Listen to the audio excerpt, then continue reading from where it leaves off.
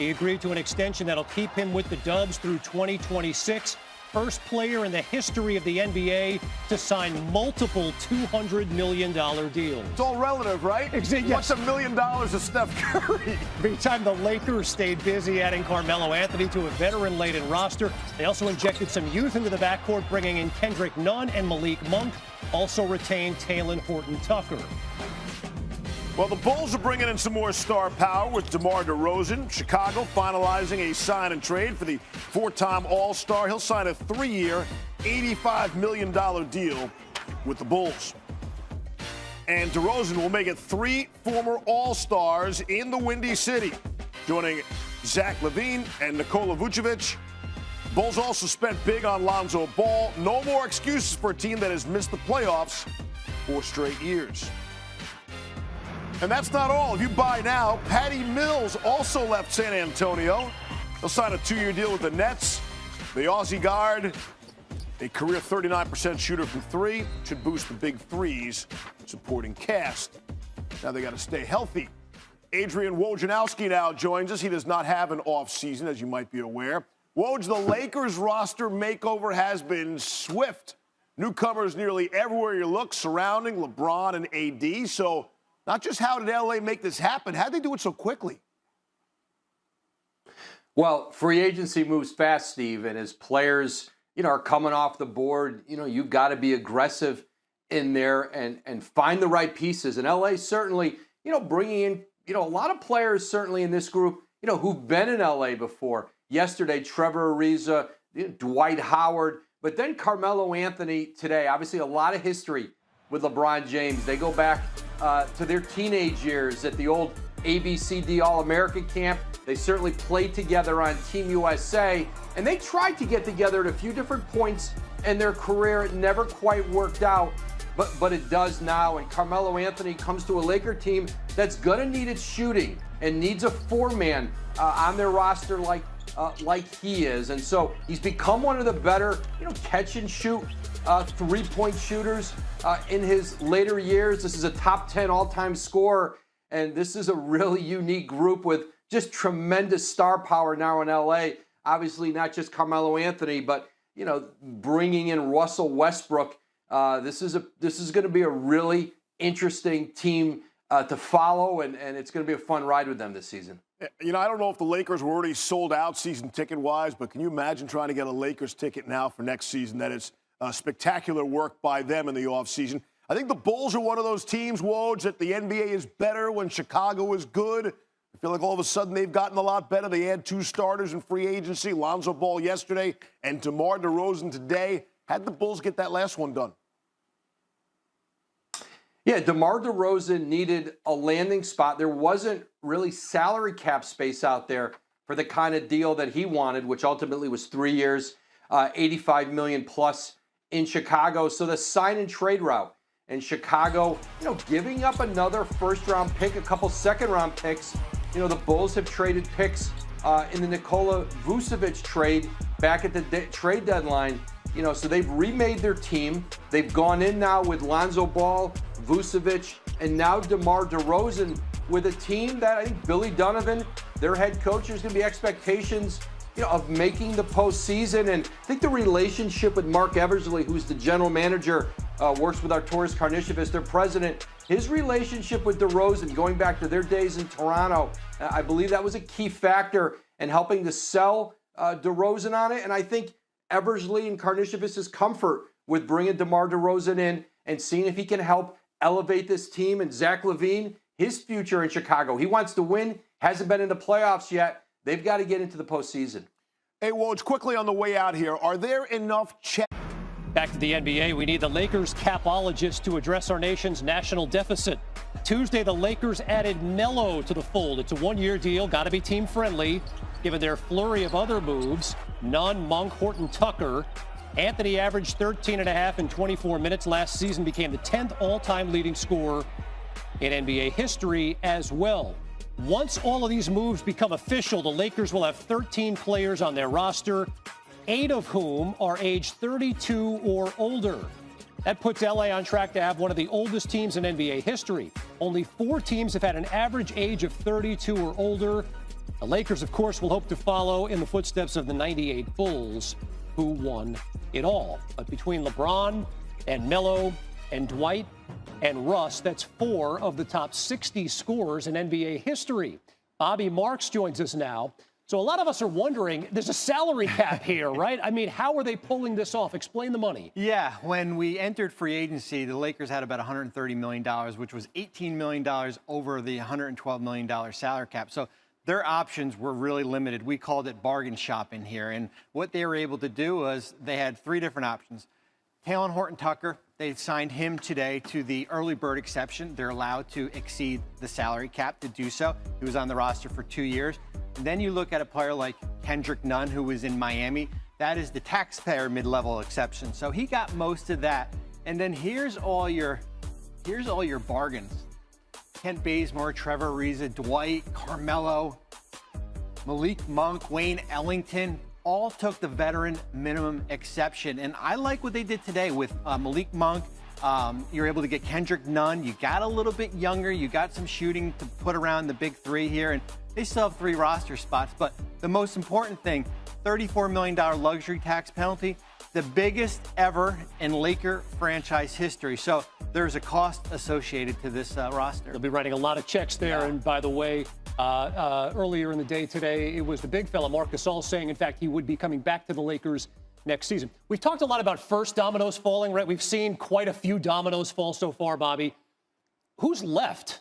Yeah, so I call them the cap space free agents. That's what their label was before free agency started. Those aren't the players who are going to sign for the taxpayer mid-level or even the full mid-level. That's the players like Spencer Dinwiddie, Larry Markkinen, Reggie Jackson, Dennis Schroder, who was with the Lakers there. And the problem right now is that the market's frozen. There's only about 3 teams that have cap space. You're looking at a team like Charlotte. New York's got a little bit. San Antonio, Oklahoma City. So a player like Dinwiddie trying to arrange a sign and trade to get to Washington. It's complicated because the Nets want compensation back. Right. We saw in the DeMar DeRozan sign and trade. They got a first-round pick, 2 seconds. Devontae Graham to New Orleans. Charlotte got a first-round pick. So you got to have some, you've got to work with the team here. Schroder is the most interesting one for me. Turned down 4 years, $84 million, and is now looking for a new home.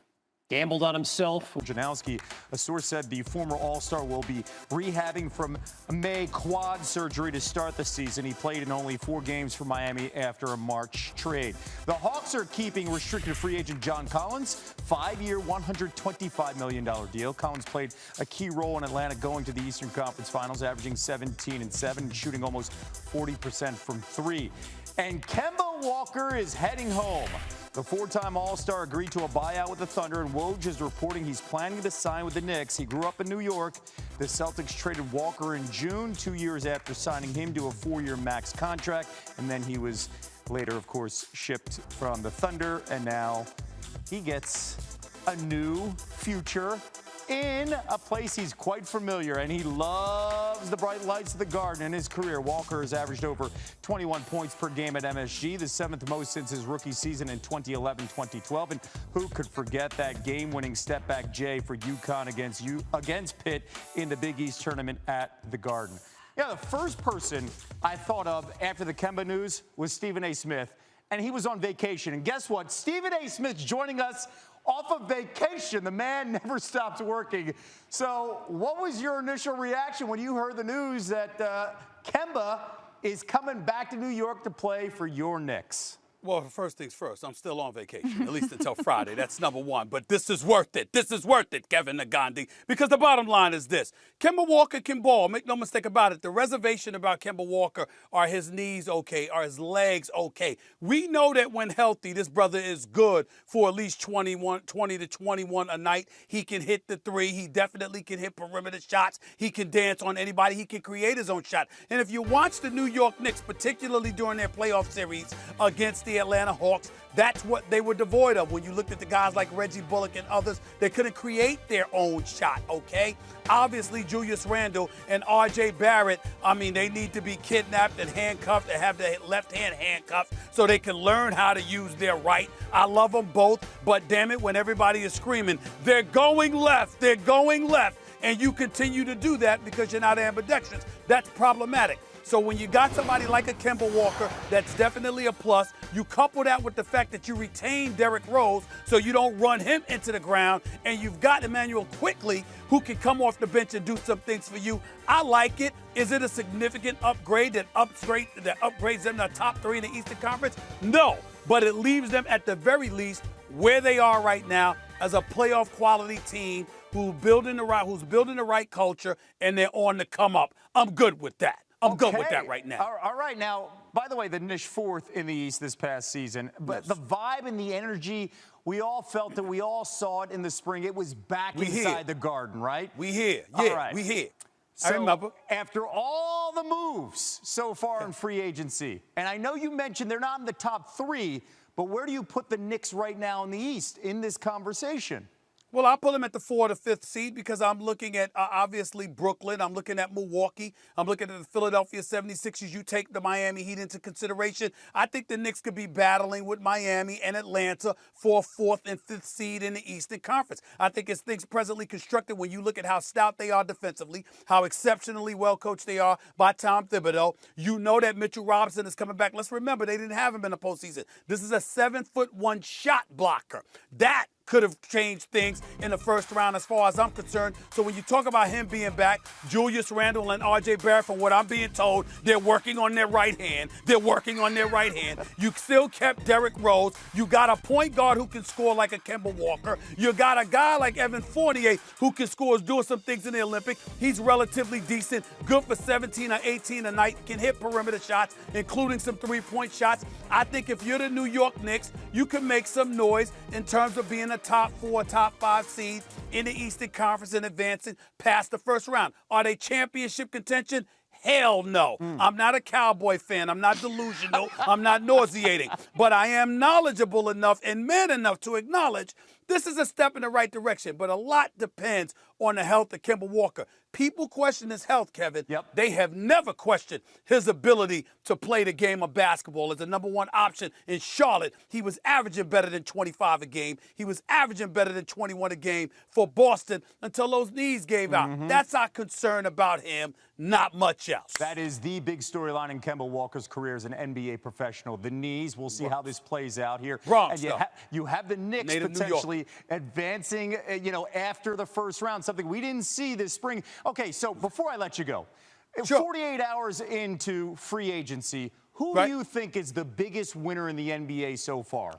Wow, well, you look at free agency, and listen, I love the fact that Kyle Lowry ended up in Miami, but I don't see, that making a dent in Brooklyn or Milwaukee. I just look at the Los Angeles Lakers right now. You got Russell Westbrook. You got Carmelo Anthony. I look at the Brooklyn Nets picking up Patty Mills. It's a lot of moves that I like. There's still more to be done. But in the end, what it comes down to is this. The Lakers have made a statement to us all. If LeBron James and Anthony Davis and Russell Westbrook are healthy, when you look at the Western Conference, they should come out of it because you got a guy like Carmelo who can hit shots, and you're not asking them to really, really play defense. They're going to control pace. You talk about LeBron with Melo, with AD, with Russell Westbrook. You're talking about shot makers. You're talking about stars. The lights aren't too bright for them. The Lakers are going to be the favorites in the East. We look at Milwaukee as the reigning defending champions. The pickup of Patty Mills is a very significant thing in the Eastern Conference for Brooklyn. And I think that when we look at the NBA landscape right now, we're fantasizing and salivating over the possibility that the Los Angeles Lakers would face the Brooklyn Nets in the NBA Finals. And let me tell you something. I like being here when I'm talking about the New York Knicks. But if that's my consolation prize, I will not be depressed about that. Oh, yeah. At all. It's been just over 48 hours since free agency began in the NBA. The action hasn't slowed down. Quick recap, the Heat have been one of the busiest teams this week acquiring Kyle Lowry in a sign and trade. Miami was still able to re-sign sharpshooter Duncan Robinson and extend Jimmy Butler. The Lakers also made headlines this week, bringing in Malik Monk, Kendrick Nunn, Dwight Howard, and 10-time All-Star Carmelo Anthony. Pairing Melo with LeBron gives L.A. two of the top 10 scores in NBA history. And the Bulls, they've been busy. They acquired former Laker Alex Caruso and his former teammate Lonzo Ball, who joined Chicago via a sign and trade with the Pelicans. Chicago is also finalizing a sign and trade with San Antonio for DeMar DeRozan on a 3-year, $85 million deal. Senior NBA insider Adrian Wojnarowski joining us now. Woj, you have some breaking news with regards to Spencer Dinwiddie. What do you have? Kevin, the Wizards have agreed essentially with the Nets on a sign and trade deal that would bring Spencer Dinwiddie to Washington. 3 years, around $60 million, I'm told. They had to loop a few other teams into it. San Antonio, Indiana, and the Lakers are essentially tying in the draft night deals they did with those teams, to move around some money, some picks.